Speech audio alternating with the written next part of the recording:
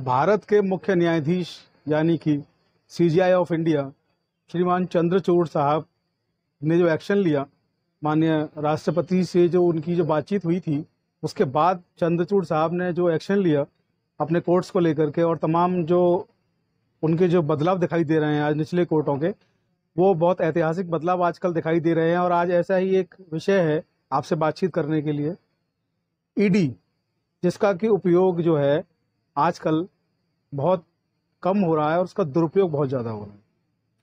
आप देख रहे हैं आजकल टीवी के माध्यम से, अखबारों के माध्यम से, सोशल मीडिया के माध्यम से कि ईडी जो है जगह जगह पर छापे मार रही है, लोगों को गिरफ्तार कर रही है, लोगों को लंबे समय तक जेल में रख रही है, और उसके बाद भी सबूत जो हैं वो या तो बहुत कम है या सबूत उनके पास नहीं है। तो कहीं ना कहीं ईडी का दुरुपयोग जो हो रहा है उसको लेकर के सीजीआई साहब के एक्शन के बाद एक निचली अदालत ने बहुत अच्छा, बहुत महत्वपूर्ण एक एक्शन लिया है, कदम उठाया है। और कदम ये है कि ईडी के डायरेक्टर के विरुद्ध जांच का आदेश दिया है। जी हाँ, मामला बहुत दिलचस्प है, मामला बहुत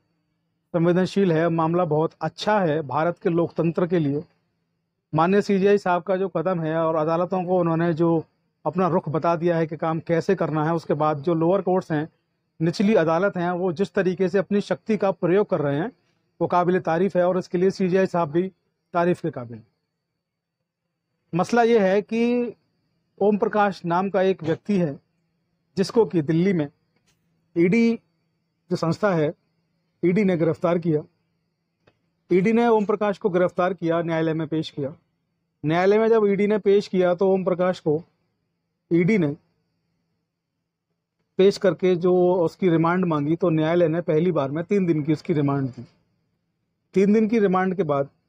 ईडी ने दोबारा से ओम प्रकाश की रिमांड मांगी, और इस बार न्यायालय ने 14 दिन की रिमांड जो होती है वो ईडी को दी। कुल 17 दिन की रिमांड के बाद जब नेक्स्ट टाइम पूरा हुआ 17 दिन के बाद, उस दिन ईडी ने ना तो रिमांड मांगी ओम प्रकाश की, ना ये कहा कि इसको रिहा कर दिया जाए, सबूत नहीं मिले हैं। अदालत ने जब देखा कि ना रिहाई की मांग की है, ना इसके वारंट की मांग की है,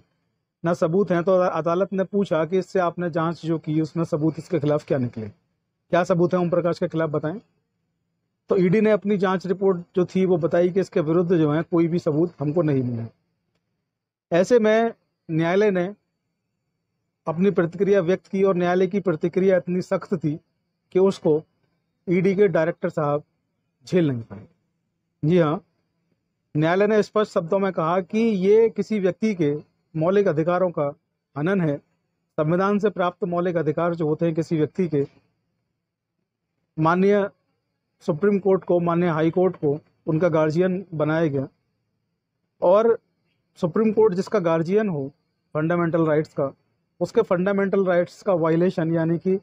उल्लंघन यानी कि अतिलंघन कोई व्यक्ति कैसे कर सकता है। ईडी का दुरुपयोग आप लोग इतना ज़्यादा कर रहे हैं, किसी को भी ईडी में पकड़ लेते हैं, फिर आप लोगों के पास सबूत नहीं होता, तो किसी व्यक्ति के 17 दिन जो उसने जेल में बिताए हैं, उस दौरान उसके जो मानव अधिकारों का हनन हुआ, उसके लिए दोषी कौन? ईडी के इस रुख के बाद माननीय कोर्ट ने जो प्रतिक्रिया व्यक्त की, बहुत अच्छी प्रतिक्रिया है और बहुत अच्छा मैसेज है समाज के लिए, और मैं समझता हूं कि समाज को इससे सबक लेना चाहिए, और जो तमाम राजनीतिक पार्टियां हैं उनको उससे सबक लेना चाहिए। ईडी का जो आजकल दुरुपयोग हो रहा है, उस दुरुपयोग को तत्काल रोक देना चाहिए, इस आदेश को, इस न्यायालय की जो व्याख्या है इसको देखते हुए, क्योंकि इसमें जो है कोर्ट ने स्पष्ट किया है कि आपके पास जो कानूनी शक्तियां हैं, जो गिरफ्तारी की शक्तियां हैं, आप उनका मनमाना उपयोग नहीं कर सकते, आप किसी व्यक्ति के फंडामेंटल राइट्स का उल्लंघन नहीं कर सकते, और किसी व्यक्ति का आप एनबीडब्ल्यू वारंट जारी कर रहे हैं, एनबीडब्ल्यू पर आप उसको गिरफ्तार कर रहे हैं, 17 दिन हिरासत में रखने के बाद आप ना तो उसका वारंट के लिए अप्लाई कर रहे हैं, ना उसको आप रिहा करने के लिए अप्लाई कर रहे हैं, तो सीधे सीधे ये आपकी जो कानूनी शक्तियां दी गई हैं उनका दुरुपयोग है और किसी व्यक्ति के मानव अधिकारों का उल्लंघन है। कोर्ट ने जो फाइनेंस मिनिस्ट्री है उसको साथ में ऑर्डर भी भेजा है कि इस मामले की आप लोग जांच करें, और ईडी के जो डायरेक्टर हैं उनकी जांच करें, और ऐसे तमाम मामलों की आप लोग जांच करें कि आखिर ये मामले ऐसे क्यों हैं, और इस संबंधित इस पर्टिकुलर व्यक्ति को 17 दिन तक जेल में जो रखा गया,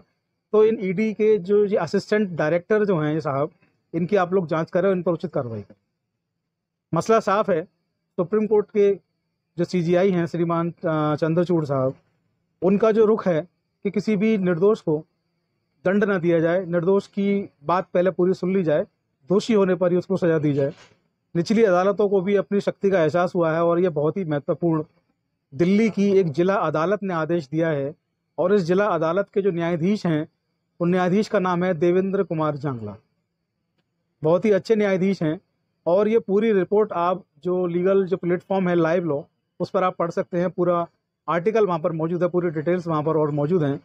इस वीडियो के माध्यम से मैंने उसको रूपांतरण करके हिंदी में आपको हिंदी में उसको ट्रांसलेट करके समझाने की कोशिश करी है। तो हो सकता है आपकी समझ में आने से कुछ रह गया हो, आप चाहें तो पूछ सकते हैं, कमेंट बॉक्स में आप लिख सकते हैं। आपको वीडियो अच्छा लगा हो तो इसको मैक्सिमम लोगों तक शेयर अवश्य करें, इसको और लोगों तक भी पहुंचाएं, फॉरवर्ड करें। इसके अलावा आप लोग चौधरी लीगल एसोसिएट को सब्सक्राइब करना ना भूलें, और जो बेल का जो नोटिफिकेशन बेल का जो आइकन है उसको ऑल पर सेलेक्ट करें। इसके साथ ही आप लोग हमें फेसबुक और इंस्टाग्राम पर भी फॉलो करें, लिंक इसके डिस्क्रिप्शन बॉक्स में दिए गए हैं। जय हिंद, जय भारत, नमस्कार।